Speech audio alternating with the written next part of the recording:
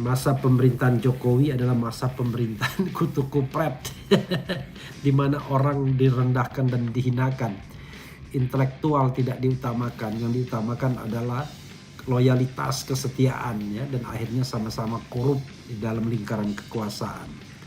Jadi Prabowo apakah akan seperti itu juga? Ya kita lihat. Prabowo sepertinya anti dengan oposisi, tapi at the same time dia ngomong mengenai koalisi. Ya, koalisi itu adalah dan oposisi itu adalah two side in one coin. Dua sisi dari mata uang yang sama.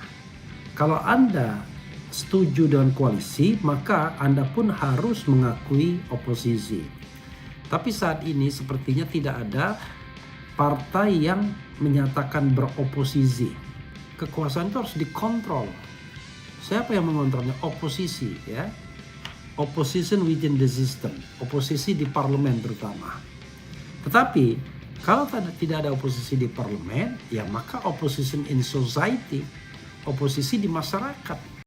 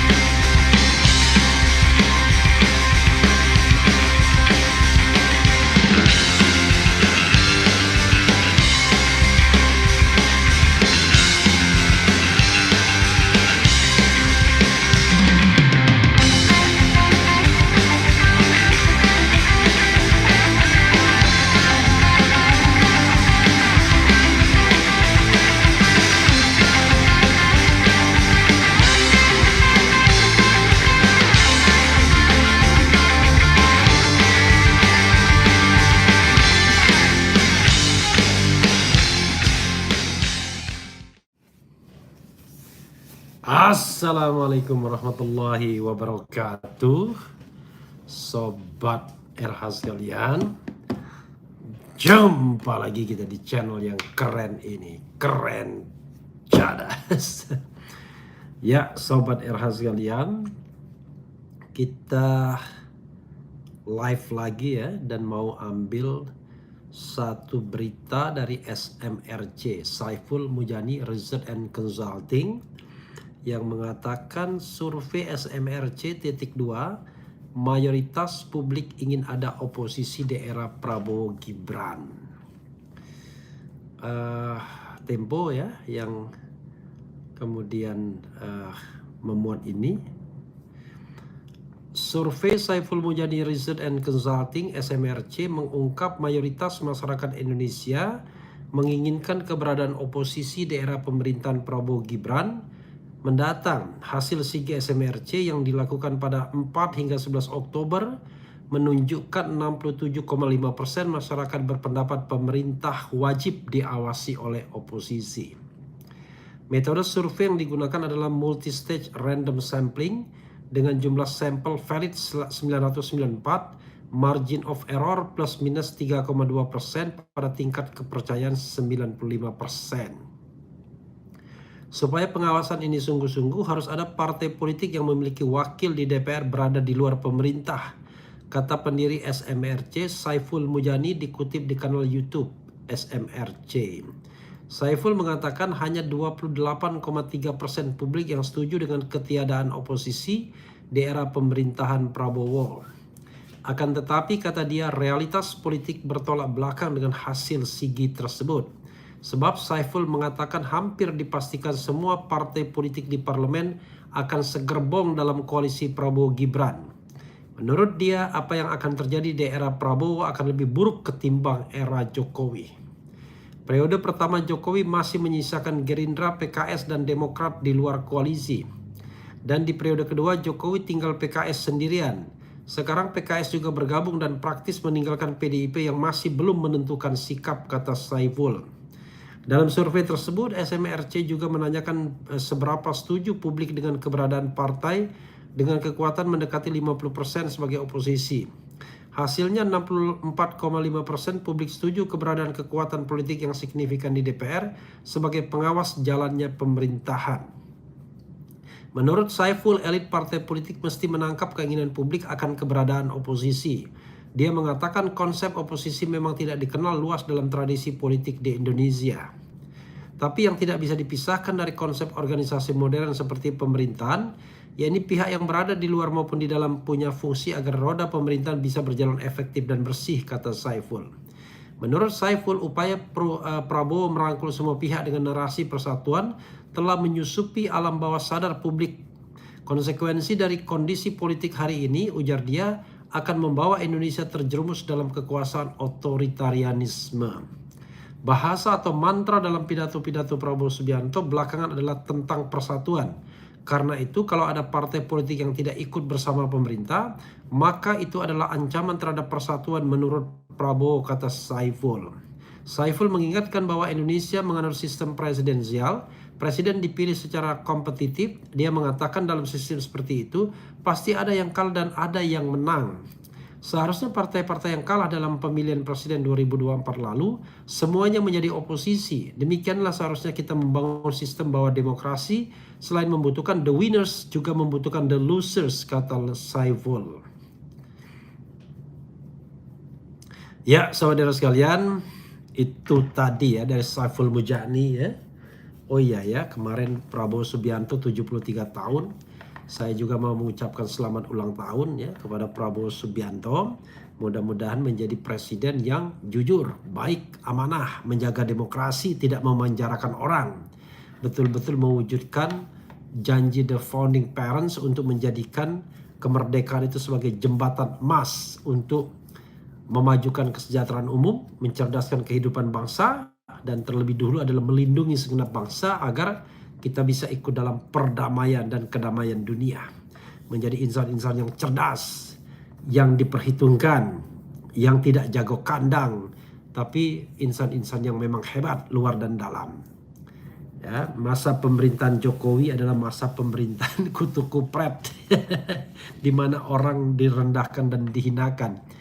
Intelektual tidak diutamakan, yang diutamakan adalah loyalitas, kesetiaan ya, dan akhirnya sama-sama korup di dalam lingkaran kekuasaan.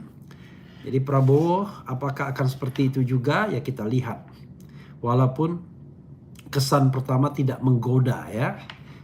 Salah satu yang tidak menggodanya adalah satu, Prabowo sepertinya anti dengan oposisi, tapi at the same time dia ngomong mengenai koalisi. Ya, koalisi itu adalah dan oposisi itu adalah two side in one coin. Dua sisi dari mata uang yang sama. Kalau Anda setuju dengan koalisi, maka Anda pun harus mengakui oposisi. Tapi saat ini sepertinya tidak ada partai yang menyatakan beroposisi. Bahkan Nasdem yang katanya tidak ingin atau tidak mikirkan jabatan menteri misalnya, itu atau jabatan setingkat menteri juga tidak mau beroposisi secara terang-terangan.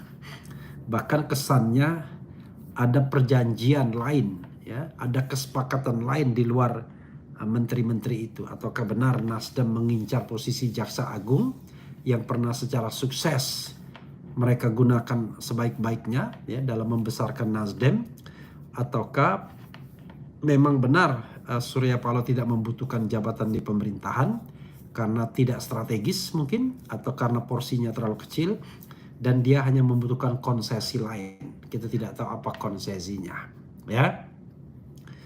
Jadi saudara sekalian, sering saya singgung ya, beberapa kali Prabowo mengatakan mau memberantas korupsi, bahkan mengancam kader-kadernya, mau menghilangkan kemiskinan, mau memajukan kesejahteraan, which is good. Itu bagus semua.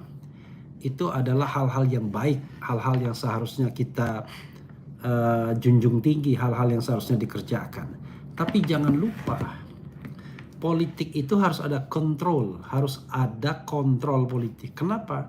Ya sederhana, the nature of power itu, power tends to corrupt, absolute power corrupt absolutely. Jadi kekuasaan itu cenderung korup ya, seperti dikatakan Lord Acton. Karena itu kekuasaan itu harus dikontrol. Siapa yang mengontrolnya? Oposisi ya. Opposition within the system. oposisi di parlemen terutama. Tetapi kalau tidak ada oposisi di parlemen, ya maka opposition in society, oposisi di masyarakat. Oposisi di masyarakat itu ya orang-orang seperti Refli Harun, ya orang-orang seperti Said Didu, orang-orang seperti Marwan Batubara dan lain sebagainya, Antoni Budiawan, yang selama ini menyuarakan suara-suara kritis, ya, kritik terhadap pemerintahan Jokowi, dan kemudian it could be possible juga kritik terhadap pemerintahan Prabowo. Karena saya sudah berjanji dengan diri saya sendiri, ya, tidak atas nama Tuhan, tidak atas nama siapa-siapa, bahwa selama 5 tahun masa pemerintahan Prabowo saya akan berada di baris dan garis oposisi. Jadi tidak akan, insya Allah tidak akan tergoda jabatan apapun yang ditawarkan, kalau memang ditawarkan. Sederhana saja saudara sekalian. Kan kalau kita mau melipir, kesempatan itu ada, ya, pernah ditawarkan untuk menjadi tim. Tapi kan saya menolak. Jadi karena saya menolak, maka ya saya harus konsisten bahwa saya tetap di luar garis pemerintahan. Jadi jangan sampai kemudian dulu menolak ketika belum jelas menang, ketika menang wah menerima. Itu namanya sontoloyo. Saya tidak mau sontoloyo, ya. Ketika menolak ya tetap menolak, ya, menolak sebagai masuk dalam tim, tapi menolak juga untuk dijadikan apapun setelah menang. Jadi kita menjadi orang yang insya Allah, ya, berusaha konsisten untuk menjadi oposisi. Oposisi itu berat memang, bro, karena itu biar saya aja, ya, yang lain tidak perlu. Tetapi saya yakin masih banyak orang-orang yang kemudian berpikir kritis terhadap pemerintahan ini dan tidak mengutamakan ketamakan dan kemudian kenikmatan akan jabatan, ya. Nanti kita harus lihat, ya, betul-betul perhatikan mereka. Berapa harta kekayaannya ketika mereka starting point menjadi pejabat publik. Jangan sampai ada menteri urusan akhirat lagi, ya, harta kekayaannya hanya berapa bulan meningkat 10 miliar. Dan kita tidak tahu sekarang berapa, ya. Begitu sobat RH sekalian yang ingin saya share dalam kesempatan pagi dini hari ini, ya. Kalau sekarang di tempat saya ini sudah hampir pukul 4. Oh, sebentar lagi jalan nih saya karena pesawat saya pagi, ya. Dan mudah-mudahan teman bangun, ya. Tidak, karena berdua kita, ya. Oke, coba kita bacakan sobat RH sekalian. Belum tidur bang, bukan belum tidur, sudah bangun, ya. Tetap semangat bang, insya Allah, ya. Ada oposisi saja demokrasi Indonesia tidak maju-maju, apalagi kalau fungsi oposisi dimandulkan oleh rezim Prabowo. Saya tidak bisa membayangkan jika negara ini dipimpin oleh serba yes man, ya. Foto profilnya kayak foto buku Yasin bang, maksudnya apa?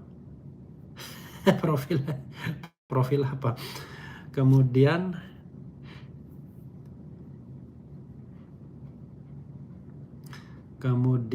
Surya Paloh takut kalau dikasih jatah menteri lagi kadernya bakal korupsi lagi. No oposan karena mekanisme pengambilan keputusan DPR, undang-undang, hak angket dan lain-lain perlu evaluasi karena tergantung ketua pimpinan partai bukan masing-masing wakil rakyat.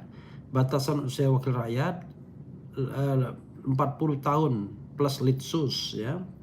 Kemudian umur dah kepala 5 mas, bagus emang jadi oposisi, tapi jangan lupa badan bukan umur 17 lagi. Iya. Kemudian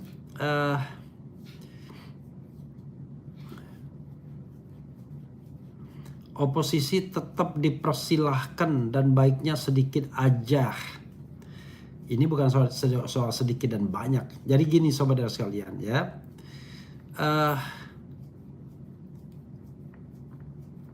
Jadi sobat era sekalian, ini bukan soal banyak atau sedikit, tetapi soal budaya, ya. Bagaimana kita mengontrol itu, dan kemudian soal pengakuan. Dan sebenarnya kenapa orang berlomba-lomba menjadi pejabat? Karena menjadi pejabat itu enak, akan mendapatkan fasilitas, bahkan barangkali kelancaran bisnis dan lain sebagainya. Nah, kalau negara itu good governance dan clean governance-nya buruk, Memang semuanya berlomba-lomba ingin jadi pejabat. Karena pejabat itu artinya lancar urusan. Ya, tadi saya bertemu teman saya yang sekarang melipir ke pemerintahan Prabowo. Bagaimana dia cerita yang paling penting duit katanya. Bagaimana caranya mendapatkan duit dari Prabowo maupun dari Jokowi. Bayangkan begitu mental orang-orang yang masuk pemerintahan Jokowi Prabowo. Jadi value nomor 2. Nah, kalau kita lihat ya, orang yang motivasinya hanya duit atau kekuasaan, masa Prabowo mau merekrutnya, ya kan? Tetapi biasanya pemerintah dimanapun lebih suka dengan orang yang menjilatnya, ya, suka dengan orang yang mengatakan yes dan lain sebagainya, dan tidak pernah mengkritik mereka. Karena budaya kita masih budaya feodal. Kalau dikritik nggak suka, ya. Kalau dikritik, jadi kritik itu beda sama menghina, ya. Kalau hinaan tuh beda. Oke, coba Fitri Wijayanti, ya. Kenapa semua membela Prabowo ya? Padahal kalau dipikir Pak Prabowo dengan usia 70-an sudah sebaiknya istirahat dan menikmati hidup. Sebenarnya bukan membela Prabowo, tapi membela penguasa, ya kan? Membela penguasa. Nanti pujian orang terhadap Jokowi itu akan hilang, digantikan pujian terhadap Prabowo. Sama seperti berubahnya Jokowi mania menjadi Prabowo mania. Padahal kalau mania itu nggak berubah mestinya, ya, namanya mania kan. Konsep manianya bisa berubah rupanya. Nanti kalau Prabowo digantikan Gibran jadi Gibran mania, ya. Nah, itulah namanya, apa istilahnya? Ya pragmatisme, ya. Gak takut beroposisi bang, mengingat hampir semua ikut pemerintah walaupun aku wani ngancani. Ya karena Najwan Al-Walid mau nemani, ya saya berani jadi. Begini saudara sekalian, ya, negara kita ini mudah-mudahan menjadi negara yang demokratis. Negara yang menghargai perbedaan pendapat, ya, sehingga kalau orang berbeda pendapat tidak dikriminalisasi, insya Allah begitu, ya. Apa sih maksud Pak Bowo merekrut calon menteri wamen kayak orang-orang macam begitu Bang Repli? Mana saya tahu, ya, tanya YNTKTS. Ya ndak tahu kok tanya saya. YNTKTS. Ya ndak tahu kok tanya saya. Tanpa aksi besar oleh rakyat diwakili mahasiswa, maka rakyat awam akan menilai negara ini baik-baik saja. Ya tergantung, ya. Kalau ditanyakan kepada saya, negara tidak sedang baik-baik saja. Kalau ditanyakan ke Babai Haikal, ya baik-baik aja katanya. Jadi relatif, ya. Tapi sudahlah, ya. Toh baik tidaknya negeri ini akan dirasakan oleh masyarakat. Dan masyarakat itu merasakannya jangan melalui survei. Kalau survei dibayar tuh susah. Jadi langsung terjun ke bawah, ke masyarakat, ya. Tanyakan langsung bagaimana beban ekonomi mereka. Coba kasih pertanyaan yang jelas dong. Jangan puas atau tidak puas. Tapi pertanyaannya adalah, apakah hidup Anda sekarang lebih baik dibandingkan 10 tahun yang lalu? Mestinya begitu pertanyaannya. Ya kan, survei itu. Ternyata mengatakan tidak lebih baik misalnya. Gitu. Jawabannya langsung, lebih baik, tidak lebih baik. Nah itu berani namanya mensurvei seperti itu. Tapi kalau surveinya abu-abu, Allahu Akbar, ya. Begitu sobat RH sekalian, ya. Wah luar biasa. Oh ini ada apa ini? Kok ini ada foto? Oh ini. Di foto lawas ini ada Abah Anies, Sandiaga Uno, dan Prabowo sedang sholat berjemaah. Apa kata-kata terbaik bagi mereka yang punya jalan politik berbeda saat ini? Luar biasa, ya. Anies jadi imam, Prabowo makmum, ya kan? Kemudian ada Didit Prabowo, ada Sandiaga Uno, ada siapa lagi nih? Luar biasa, ya. Mudah-mudahan mereka tetap menghadap yang maha kuasa, ya. Tetap melaksanakan sholatnya. Jangan lupa itu. Sobat era sekalian, coba saya lihat, ya. Mudah-mudahan oke. Ada yang bilang podcast dengan Arie Untung akhirnya keluar juga. Lama sekali berarti. Untuk menilai bahwa rakyat mendukung aksi mahasiswa BEM, masing-masing provinsi minta dukungan koin anti KKN dari rakyat. Indonesia itu negara aristokrasi, di mana aristokratnya mempraktekkan plutokrasi. Ya. Ini buruk semua ya. Bung Era podcast dengan Arie Untung akhirnya keluar juga. Oke. Ada artis jadi wamen, itu jelas titipan si Fufu Fafawa kakak. Prabowo suruh calon wamen baca buku calon bidangnya, artinya yang dipilih nggak ngerti apapun tentang kementeriannya. Saya selalu support Bung Refli Harun, oposisi itu wajib dan mutlak dalam bernegara. Bromo Cora ya, ditulisnya. Ya, saudara sekalian, itu saja ya. Saya harus berkemas-kemas, bersiap-siap ya untuk ke bandara. Doakan hal yang baik bagi negeri ini, bagi pemimpin ini ya. Suatu saat nanti kita coba lihat apa sisi-sisi baik yang perlu kita tonjolkan juga, agar cerita di Refli Harun Channel ini tidak cerita yang pesimis saja ya. Tetapi itu soal perspektif, karena banyak sekali orang yang sudah sangat optimis ya. Babe Haikal kalau melihat Prabowo seperti melihat Nabi saja. Seolah-olah tidak ada kelemahannya ya. Udah kenal sejak 20 tahun yang lalu katanya. Sudah mengidekan soal makan dan lain sebagainya ya. Itu saja saudara sekalian ya. Kadang-kadang kalau kita memuji pemimpin, itu janganlah kita puji di depan publik, karena terkesan menjilat dibandingkan memuji dengan ikhlas ya. Kalau memuji dia tidak cukup biasa saja, kemukakan fakta dan data. Nah, kalau kita bicara fakta dan data, kita kan belum punya fakta dan data tentang Prabowo Subianto ini. Di mana keberhasilan dia dalam sejarah hidup dia? Contoh misalnya kinerja Kemhan. Di mana kelebihannya, di mana kekurangannya, ya. Toh kita tidak melihat bahwa kerja Prabowo sophisticated selama menjadi Menhan ya, kecuali rutinitas saja.